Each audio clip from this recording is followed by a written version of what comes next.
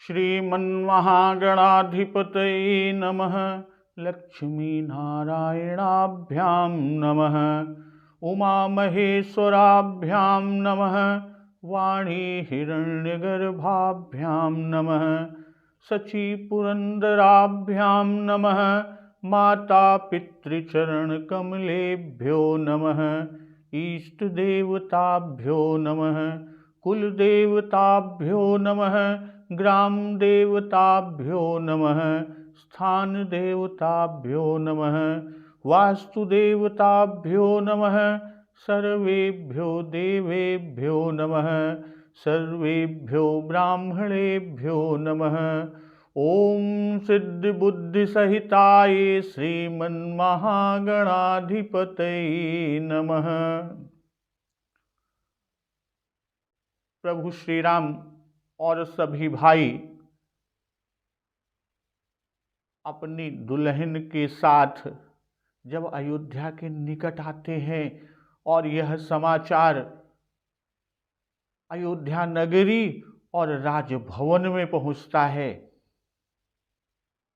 सभी अगवानी की तैयारी करते हैं। और माताओं का हाल कि मोद प्रमोद विवश सब माता, चलहिन चरण शिथिल भय गाता। सुख और आनंद से विवश होने के कारण सभी माताओं के शरीर शिथिल हो गए और उनके चरण चलते ही नहीं। राम दरस हित अति अनुरागी, परिछनि साजु सजन सब लागी। और प्रभु श्री रामचंद्र जी के दर्शनों के लिए वे अत्यंत अनुराग में भरकर परिछन का सब सामान सजाने लगी। और इधर विविध विधान बाजने बाजे, मंगल मुदित सुमित्रा साजे। अनेकों प्रकार के बाजे बजते हैं। सुमित्रा जी ने आनंद पूर्वक मंगल साज को सजाया। और मंगल में है क्या? हरद दूब दधि पल्लव फूला, पान पूग फल मंगल मूला।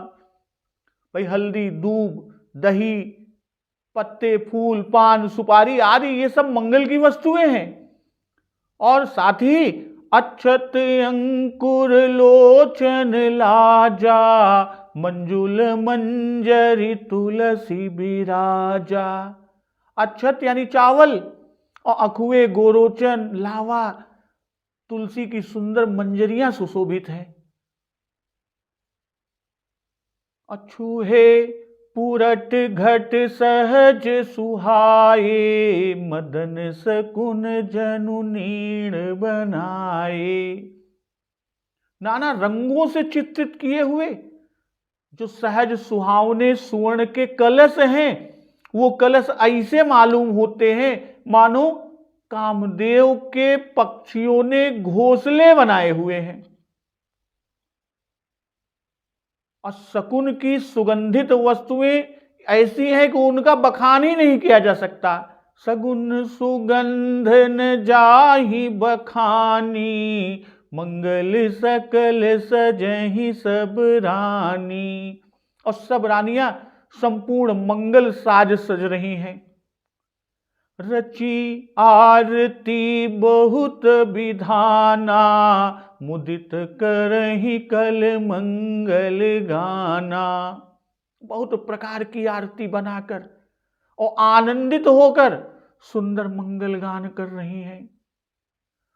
कनक थार भर मंगलनि, कमल करनि लिए मात। चली मुदित परिछनि करन, पुलक पल्लवित गात। सोने के थालों को मांगलिक वस्तुओं से भरकर और अपने कमल के समान कोमल हाथों में इन मंगल वस्तुओं से भरी हुई सोने की थालों को लिए हुए माताएं आनंदित होकर परिछन के लिए चली। पुलक पल्लवित गात, उनके शरीर पुलकावली से छा गए और आज का प्रसंग इसी से आगे। धूप ध्यूम नभु मेचक भयऊ, सावन घन घमंडु जन उठयऊ। भाई धूप के धुएं से आकाश ऐसा काला हो गया है कि मानो सावन के बादल घुमड़ घुमड़ कर छा गए हों। कि धूप धूम नभ मेचक भयऊ, सावन घन घमंडु जन उठयऊ। सुर तरु सुमन माल सुर बर सही, मनहु बलाक अवलि मनु कर सही। देवता कल्प वृक्ष के फूलों की मालाएं बरसा रहे हैं और वे मालाएं ऐसी लगती हैं कि मानो बगुलों की पंक्ति यानी उनकी पांति मन को अपनी ओर खींच रही हो।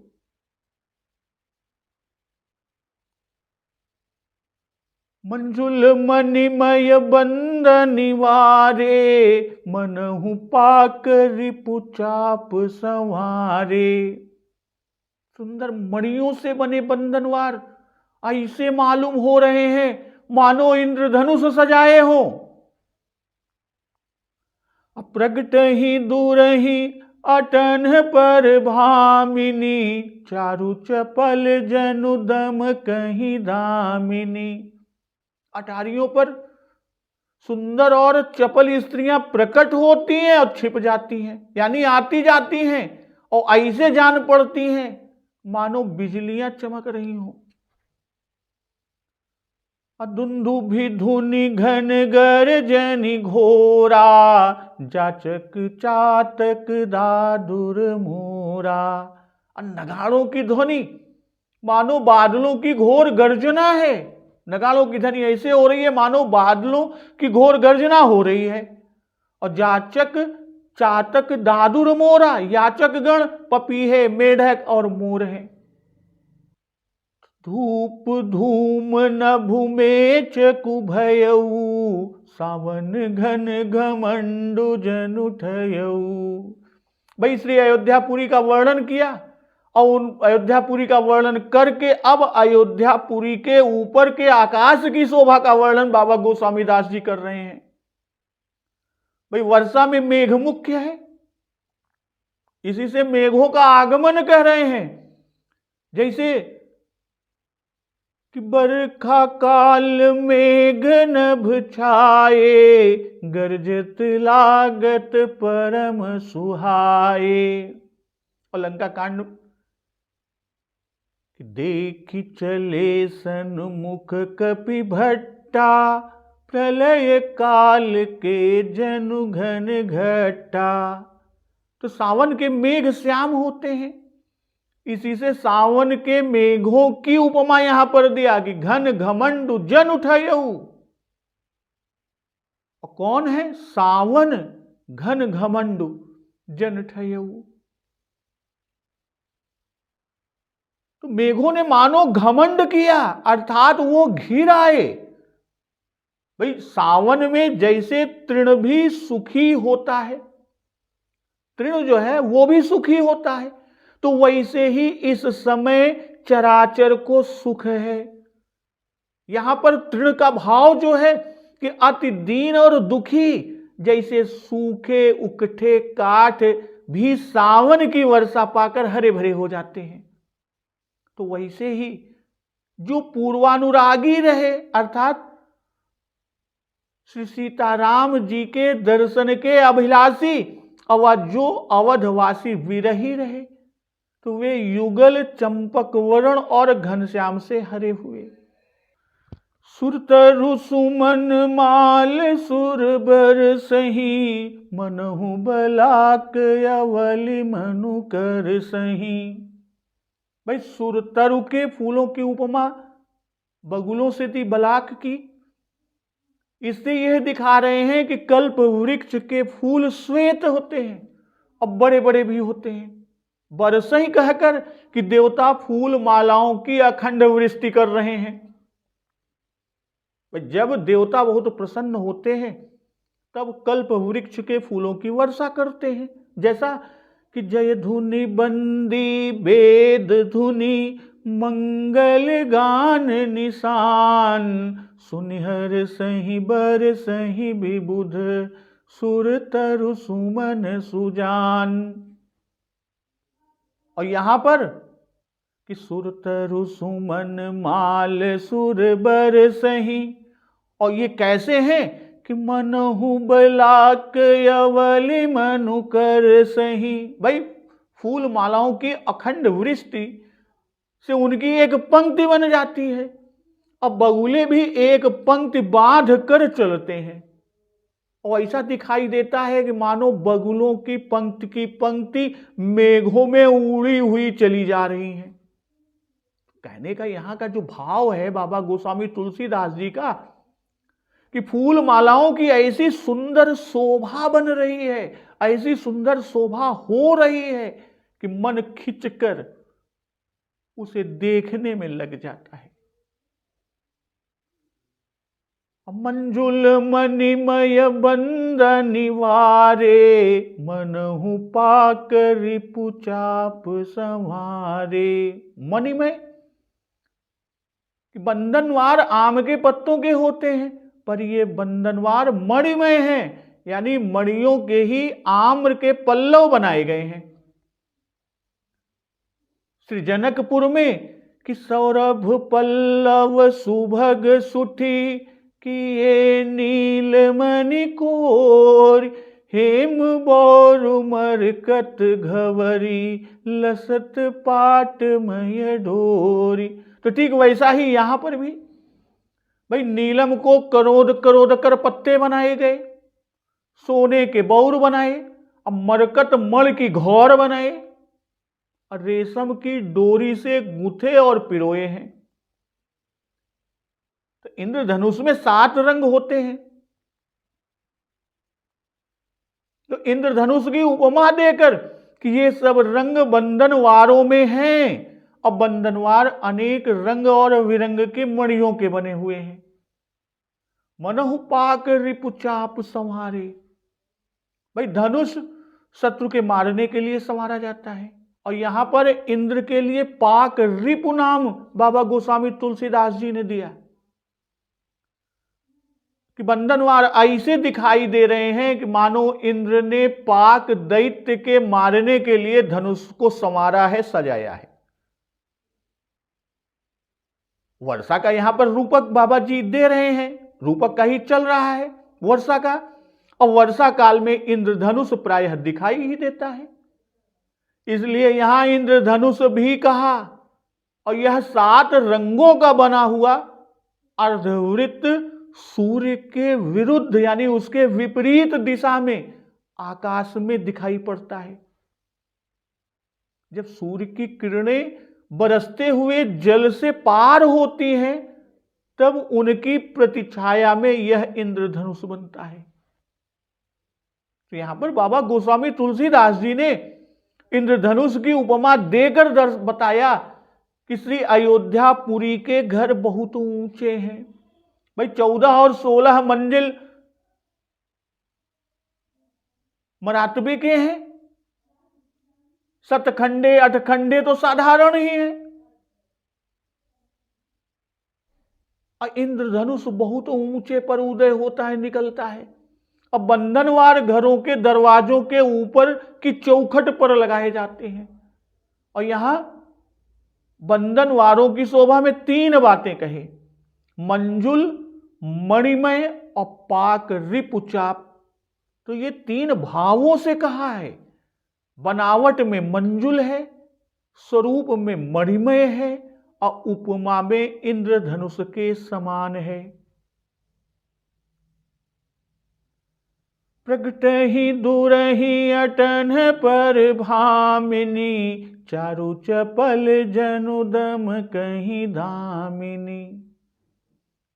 भाई बारंबार कोठे पर आना जाना खिड़कियों और दरवाजों से दिखाई देता है, बार बार छत पे आना जाना होगा तो जो दरवाजे हैं खिड़कियां हैं वहां से दिखाई देता है।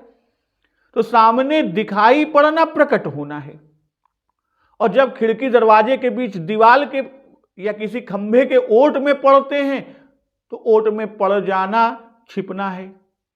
भाई बिजली बड़ी शीघ्रता के साथ चमक कर गायब हो जाती है, इसी तरह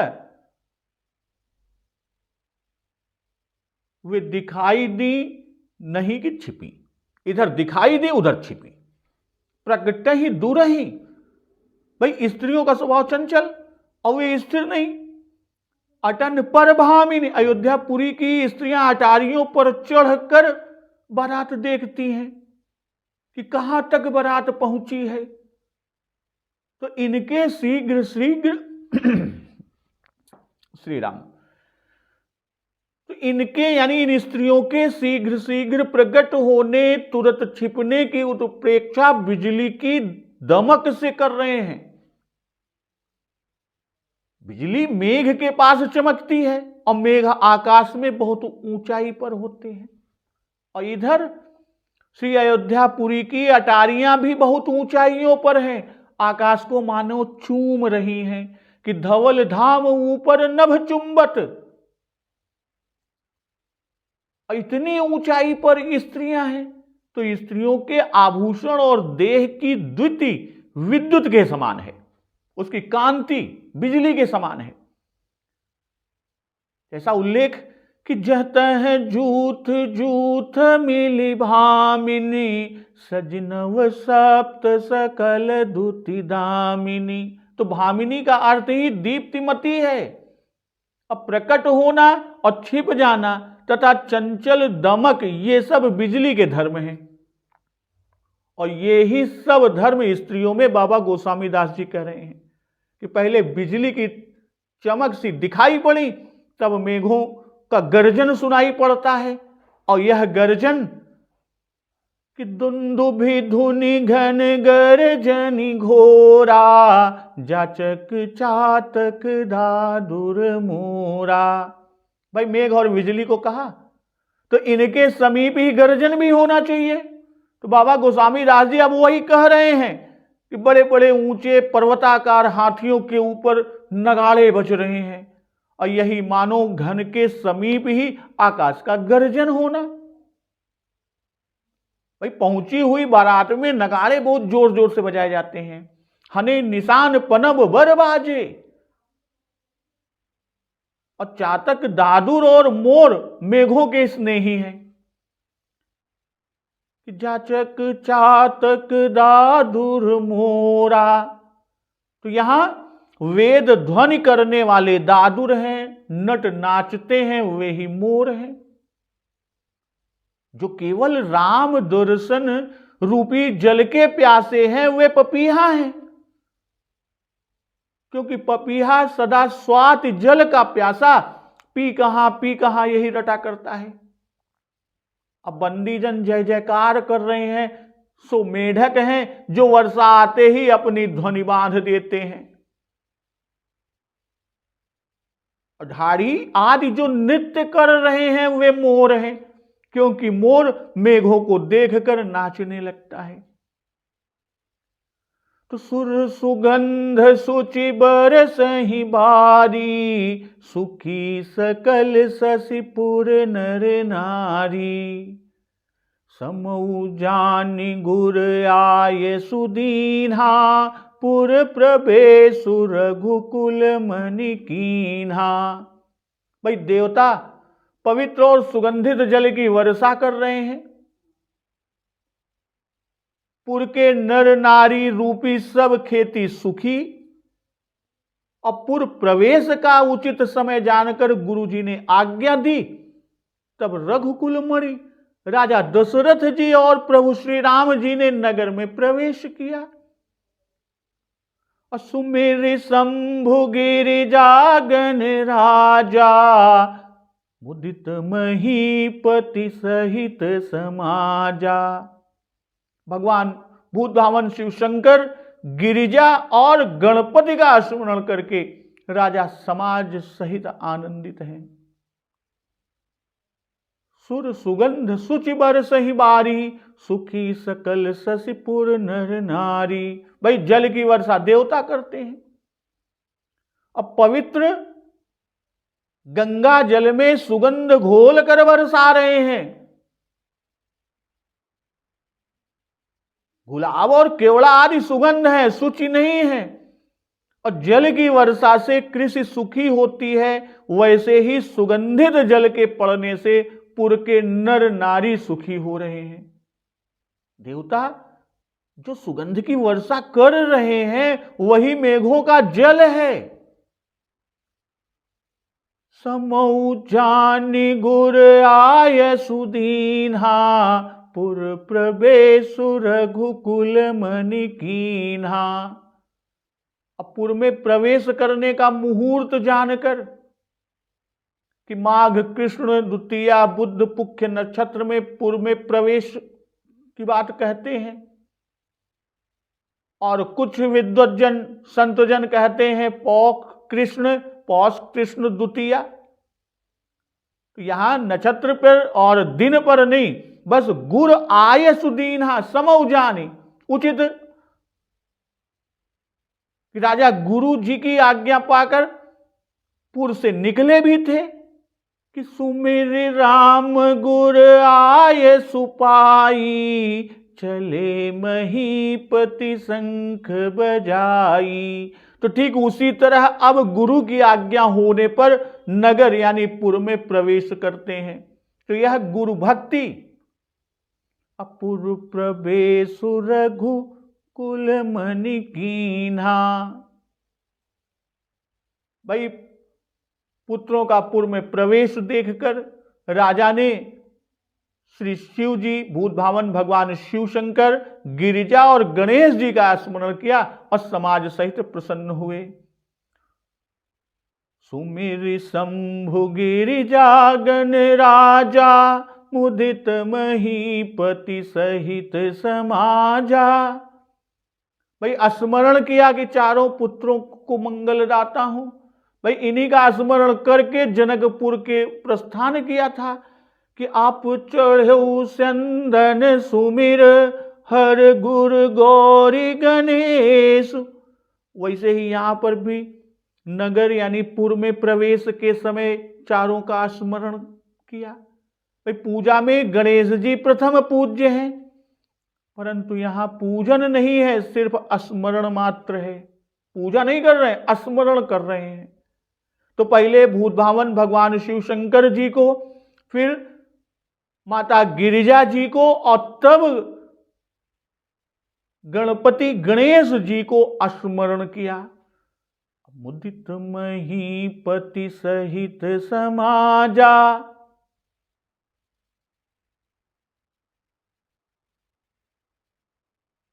शंभु, गिरिजा और गणेश जी के स्मरण के पीछे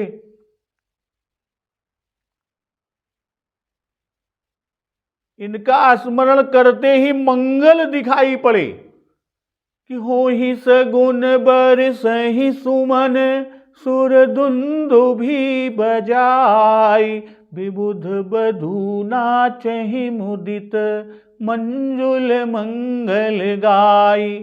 भाई शकुन हो रहे हैं, देवता नगाड़े बजा बजा कर फूल बरसा रहे हैं, देवांगनाएं अप्सराएं प्रसन्न होकर सुंदर मंगल गीत गा गा कर नृत्य कर रही हैं, नाच रही हैं।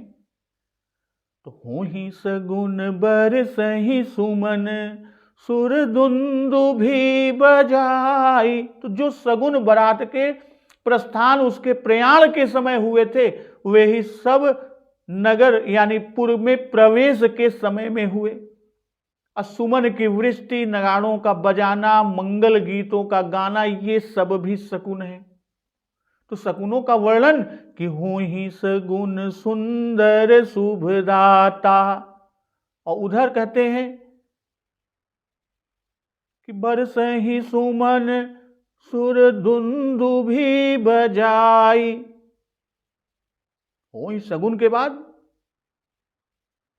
बरसहि सुमन, सुर दुंदुभि बजाई। जैसे मेघ गरज गरज कर बरसते हैं, पहले गरज की गड़ाहट, घोर ध्वनि, और उसके बाद पानी की वृष्टि, पानी बरसना। तो ठीक उसी प्रकार से देवता नगाड़ा बजा बजा कर तब फूल बरसा रहे हैं। तो नगाड़ों का बजाना या नगाड़ों का बजना मेघों का गर्जन है कि दुंदुभि धुनि घन गर्जनि घोरा। अविबुध वधू नाचहि। ये विशेष बुद्धिमानों की स्त्रियां हैं, नृत्य गान की विद्या में बड़ी प्रवीणा है, सुंदर सुंदर नृत्य और गान कर रही हैं।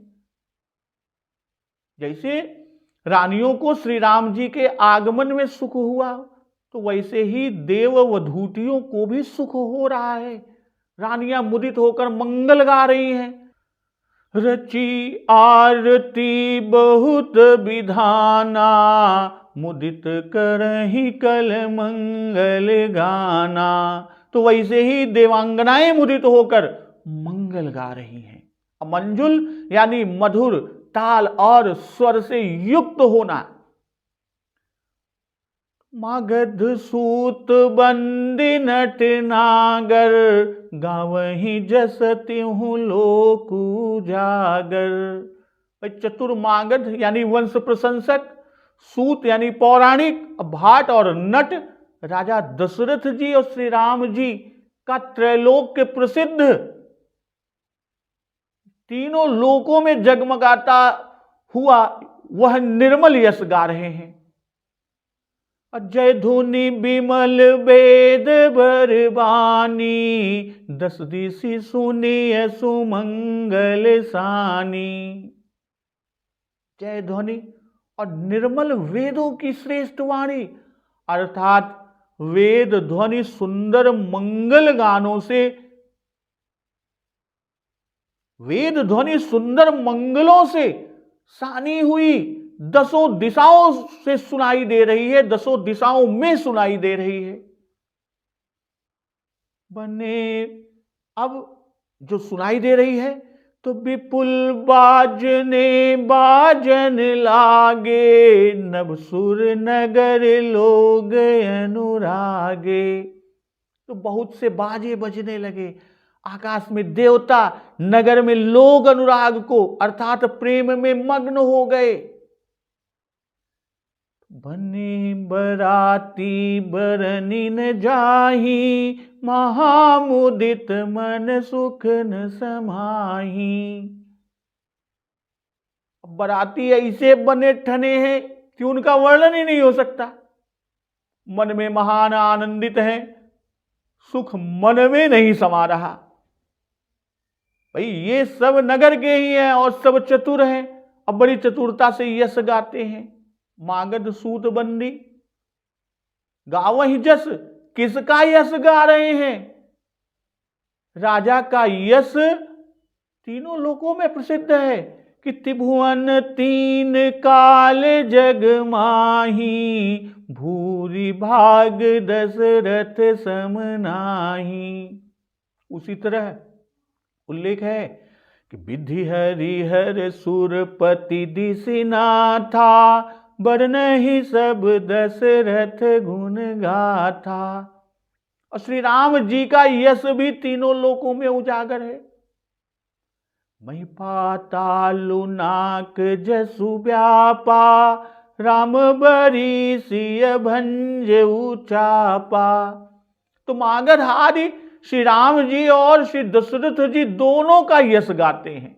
तिहुलोक उजागर कि इनका यश कुछ बढ़ाकर नहीं कह रहे हैं, बढ़ाकर नहीं गान कर रहे हैं, इनका यश तो स्वयं ही बढ़ा हुआ है, तीनों लोकों में व्याप्त है और उसी को ये गा रहे हैं।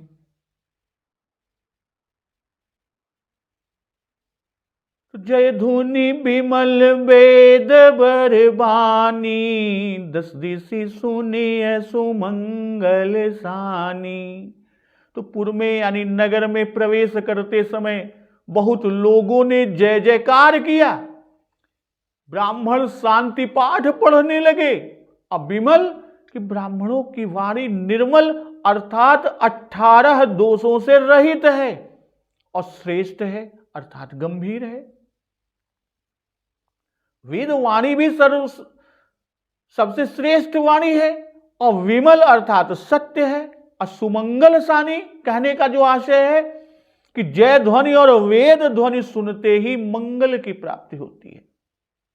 10 दिश सुनिए, चारों दिशाओं और चारों उप दिशाओं में ऊपर सिद्ध मुनि देवता और नीचे ब्राह्मण मागध सूत आदि सर्वत्र जय ध्वनि और वेद ध्वनि कर रहे हैं।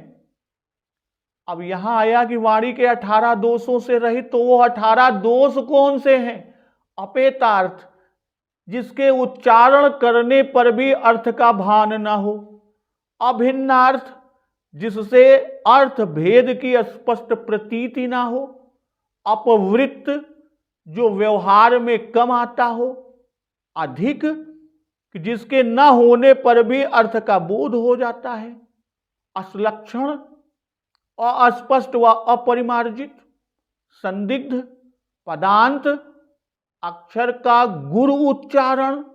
परांगमुख, यानी वक्ता के अभीष्ट अर्थ के विपरीत अर्थ सूचक। अनृत, असंस्कृत, यानी व्याकरण से अशुद्ध। त्रिवर्ग विरुद्ध, अर्थात अर्थ धर्म काम के विपरीत विचार का होना। न्यून, अर्थ बोध के लिए पर्याप्त शब्द का ना होना। कष्ट शब्द, यानी क्लिष्ट उच्चारण वाले शब्द। अति शब्द, अतिशयोक्तिपूर्ण। व्युत्क्रमाभिहत, क्रम का उल्लंघन जिसमें हो।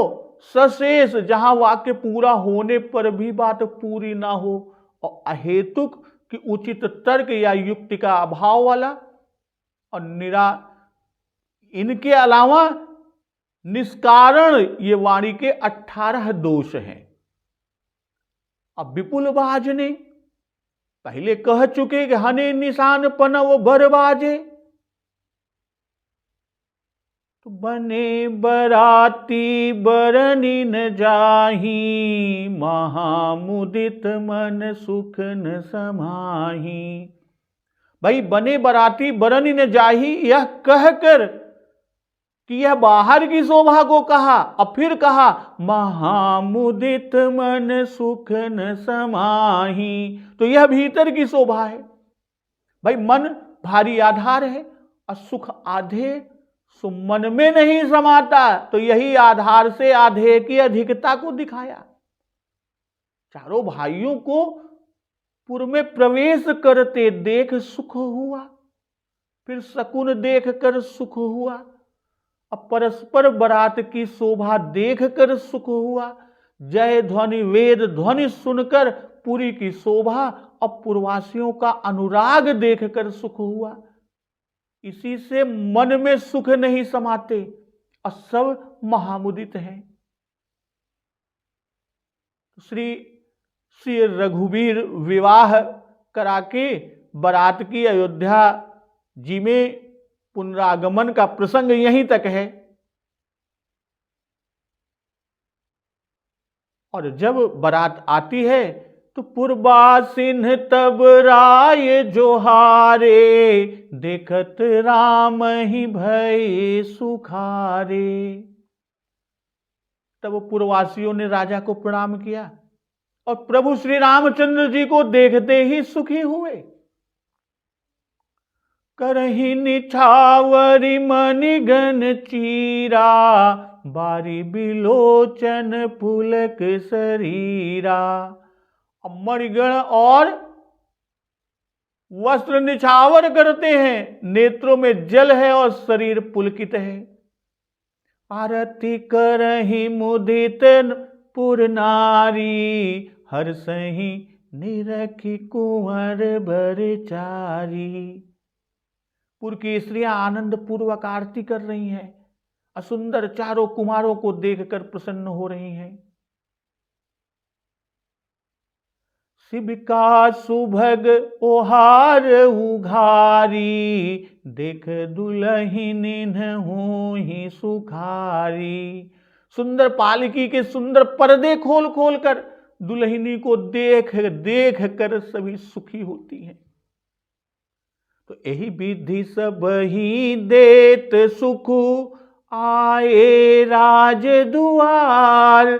मुदित मातु परिछन करही, बधुन समेत कुमार। तो इस प्रकार सभी को सुख देते हुए राजकुमार बहुओं सहित राजद्वार पर आई। अब माताएं आनंद पूर्वक उनका परीक्षण करने लगी। तो पुरबासिन तब राय जोहारे, देखत राम ही भये सुखारे। तब राय जोहारे, तब अर्थात जब रघुकुल मणि ने पुर में प्रवेश किया, तब राजा को प्रणाम करना और प्रभु श्री राम जी को देखकर सुखी होना कहकर यह दिखा रहे हैं कि चारों भाई राजा के पास ही हैं, राजा के समीप ही हैं। जैसे बाराती प्रभु श्री राम जी को देखकर सुखी हुए थे कि राम ही देखी बारात जुड़ानी, वैसे ही ये पुरवासी अर्थात जो बारात में नहीं गए थे प्रभु श्री राम जी को देखकर सुखी हुए। करहि निछावरी मणिगण चीरा, बारी बिलोचन पुलक शरीरा। इस समय पुरुषों को आरती न करनी चाहिए। यदि आरती के पीछे पुरुष निछावर करते तो वह परछन का भाव हो जाता। इसी से पुरुषों ने पहले ही निछावरें कर दी। इसी तरह इस समय स्त्रियों को निछावर न देना चाहिए, क्योंकि यदि वे आरती करके निछावरें दें तो उसमें परछन का भाव आ जाएगा। इसी से पुरुषों ने पहले ही निछावरें दी और स्त्रियों ने पीछे आरती किया। मागध सूत बंद नट नागर ये ही निछावर लेते हैं और परछन के समय पालकी उठाने वाले कहार निछावर पाते हैं। तो आरती करहि मुदित पुर नारी, हर्षहि निरखी कुंवर बरचारी। तो पुरवासिनी स्त्रियां केवल कुमारों की आरती करती हैं। अब माताएं बहुओं समेत कुमारों की आरती करती हैं। इससे उनकी आरती को परिछन कहा, यानी माताएं जो आरती की वो परिछन। कि मुदित मातु परिछन करहि बधुन समेत कुमार। भाई लौटी हुई बारात में पहले माता ही वर और दुल्हन यानी दूल्हा दुल्हन की आरती करती है, जिसे परछन कहते हैं। इसी से पुर की नारियों ने बहुओं समेत कुमारों की आरती नहीं किया। हर्षहि निरख कुंवर बरचारी, कि चारों कुमारों की आरती की, क्योंकि चारों कुमार ब्याह करके घर आए हैं। अद्भुत रूप है उनका, अद्भुत श्रृंगार है। दूल्हा रूप देखकर हर्षित होती है और रूप के दर्शन से हर्ष उत्पन्न होता है। तो शिव का सुभग ओहार उघारी, देखी दुल्हन हो ही सुखारी। भाई पालकी और ओहार दोनों सुंदर हैं। पालकी और ओहार सुंदर हैं और सुंदर ऐश्वर्य से युक्त हैं, अर्थात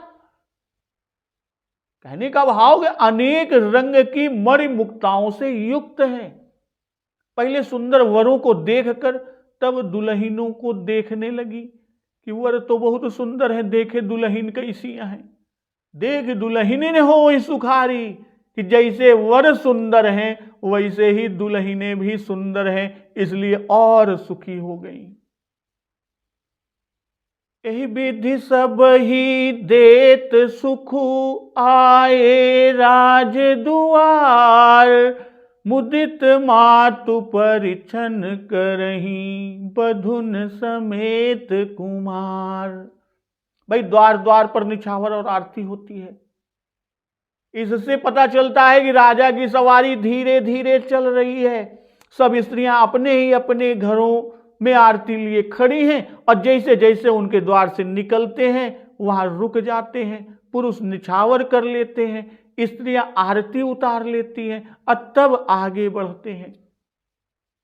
इस तरह सबके द्वार द्वार पर रुकते हुए, सबको सुख देते हुए चल रहे हैं। राजद्वार पर पहुंचने पर माताएं परिछन करती हैं कि मुदित मातु परिछन करही बधुन समेत कुमार। और चली मुदित परिछन करन पुलक पल्लवित गात। वहां पर प्रसंग को बाबा जी छोड़ दिए थे और बारात की रवानगी को बताने लगे। अब वहीं से पुनः कहते हैं कि मुदित मातु परिछन करें। श्री राम जी के पुर में प्रवेश करने पर सबका मुदित होना, और परिछन में दूल्हा दुल्हन दोनों की आरती होती है, इसी से बधुन समेत कुमार। भाई जब एक एक पालकी में एक एक दूल्हा दुल्हन बैठे तब बधुन समेत कुमारों की आरती हुई। प्रभु श्री राम जी और जानकी जी भिन्न भिन्न पालकियों पर सवार थे, किंतु राजद्वार के निकट वर दुल्हन दोनों एक ही पालकी में सवार हुए और सभी दूल्हा और दुल्हन का एक साथ परिछन माताएं करती हैं। तो इस तरह माताओं के द्वारा जो आरती की गई, जो परिछन है, उनको देखकर माताओं का परमानंद में मग्न होना, सखियों का बारंबार श्री सीता राम जी का मुख देखकर अपने अपने पुण्यों की सराहना करके गान करना, इस प्रसंग का श्रवण, अमृत रसपान हम लोग अगले दिवस की कथा में एक बार जोर से बोलिए सियावर रामचंद्र की जय, पवन सुत हनुमान की जय, जगत जननी मां जगदम्बा की जय, गुरुदेव भगवान की जय, उमापति महादेव की जय। जय श्री राम।